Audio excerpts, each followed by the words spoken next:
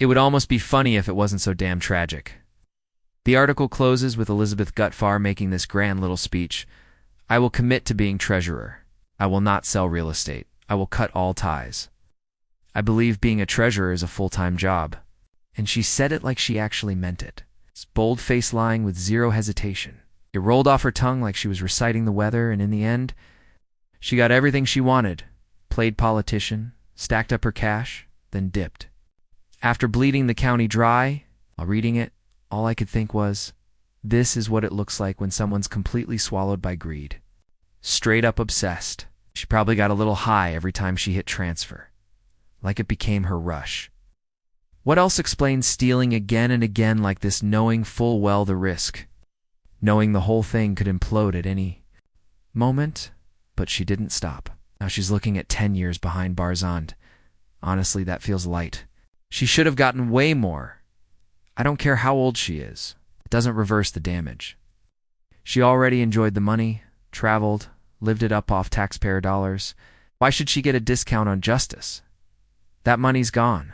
The impact is permanent. And the lesson? Feels meaningless now? Elizabeth Gutfar, who used to serve as the Santa Cruz County Treasurer, has now become the face of one of the biggest embezzlement scandals the state has seen. She's accused of stealing more than $39 million of public money. To understand how insane that is, Santa Cruz County only brings in about $41 million in property taxes per year. And that revenue supports 6 school districts, a community college, and multiple taxing districts. So basically, she stole almost everything. According to the state audit, Gutfar was moving money into her own accounts for a decade and was smart about it too. She doctored official reports, fed lies to her own staff, misled county officials, even tricked state auditors. And in her final year in office, she got real bold.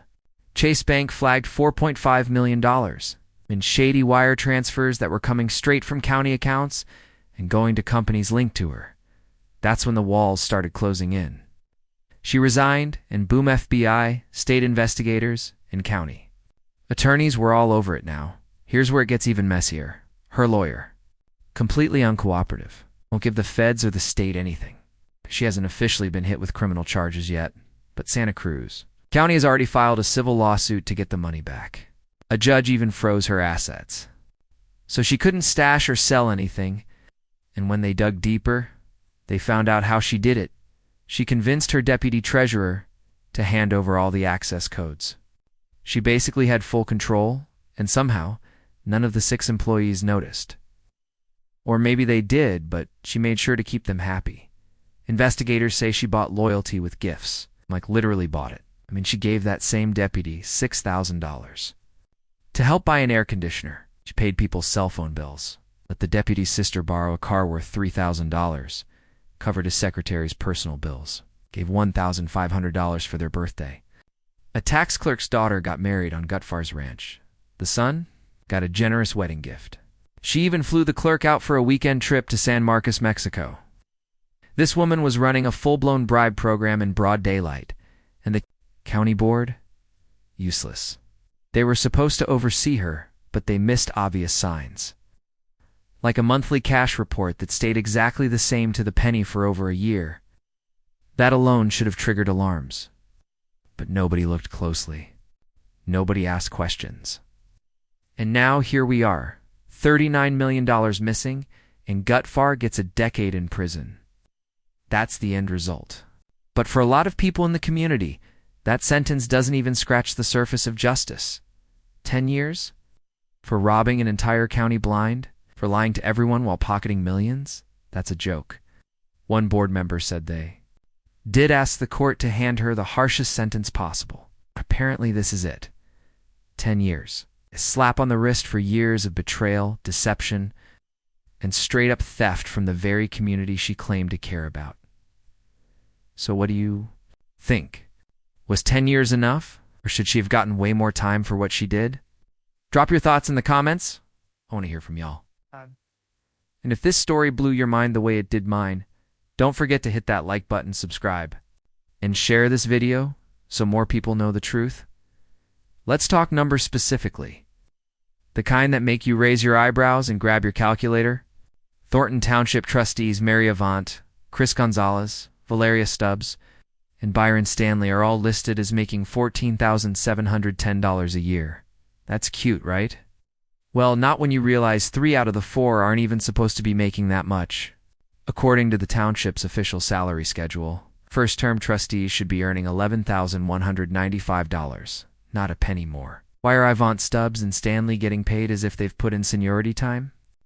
The only one on that list who's actually entitled to the $14,710 paycheck is Chris Gonzalez.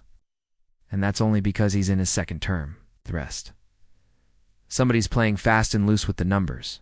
And while we're on the topic of paychecks and shady math, let's talk about Robert Hunt. You know, the finance director.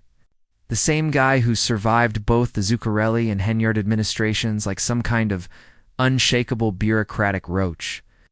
He doesn't sit on the board, he's not elected, but somehow he's raking in $116,455 a year. And when someone recently asked for a copy of the tentative budget, did he do his job?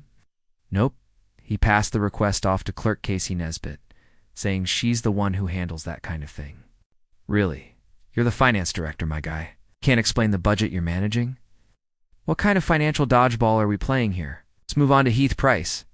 Some of y'all might remember him. He used to be one of Tiffany Henyard's right-hand men.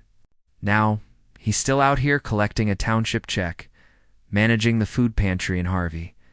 And guess what he's earning for it? $72,219 to run a pantry. A whole salary that size for handing out cans of beans and bags of rice. I mean, good. For him, but also? Seriously? This man was known for being rowdy, loud, a full-on loyalist when Tiffany was in power. But lately, he's been acting all calm and nice. Why? Probably because that salary comes with peace of mind? Are full, your mouth stays shut. He didn't lose any weight. But Heavy's younger brother sure found a soft spot in that government cushion. So here we are, Tiffany Henyard is officially out. But the township is still swimming in questionable money moves. If anything. This just proves she wasn't the only one cutting corners with taxpayer dollars. And yeah, she had her scandals, her viral moments, and her queen of chaos energy. But clearly, she wasn't operating in a vacuum. There's a whole system here, folks. One that was either complicit or willfully blind. The big budget hearing is coming up soon Tuesday. July 22nd at 5 p.m., they'll be discussing the budgets for the general fund, general assistance, and the road and bridge fund. That's your money, folks. Your roads, your programs, your resources. Might be worth showing up, or at least tuning in. Because if you think this budget business ends with Tiffany, you haven't been paying attention. These folks are cashing checks like it's Monopoly. Money, and just for some context, remember when everyone was rallying hard to get Napoleon Harris in? They filled up gyms, passed out flyers, did all this dramatic protesting. Tiffany Henyard even claimed they locked her and her team out of one of those rallies, trying to make herself the victim again. And we all sat there like, girl, no one locked you out. Stop it. But in the end, their plan worked. Napoleon got the seat. He's sitting pretty now with a township salary over $200,000. That's on top of the $89,000 he already makes elsewhere. Must be nice. Public servant, more like publicly sponsored luxury. So now we have to ask who's really benefiting from all this, because it ain't the taxpayers. And it definitely ain't the residents asking for accountability. Meanwhile, everyone else is either silent, confused, or pretending not to see the smoke. And if you're one of those people out here defending this nonsense, especially if you're black and using your platform to tear down a black woman like Tiffany Henyard, while ignoring the rest of the crooked crew, you need to check yourself. Because at this point, some of y'all are so deep in the hypocrisy, you might just be co-signing a system you claim to hate. Let's be clear, nobody's excusing Tiffany's wild ride. From courthouse drama to fiscal chaos, she brought a lot of heat on herself. But the problem is bigger than just her. It's the entire web of backdoor deals, inflated paychecks, and unaccountable power grabs. Tiffany might have been the face of the chaos, but the machine behind her is still running. So yeah, we'll keep watching. We'll keep asking questions. And for anyone trying to romanticize this mess or pretend it's all good now that Tiffany's out, you're just as guilty. That budget hearing on July 22nd, it better be packed with watchdogs and residents ready to take notes. Because we're not letting this slide. And finally, for the clowns out there who tried to thank Tiffany Henyard after everything, come here. Say that nonsense again to my face. Matter of fact, shut your stupid ass up.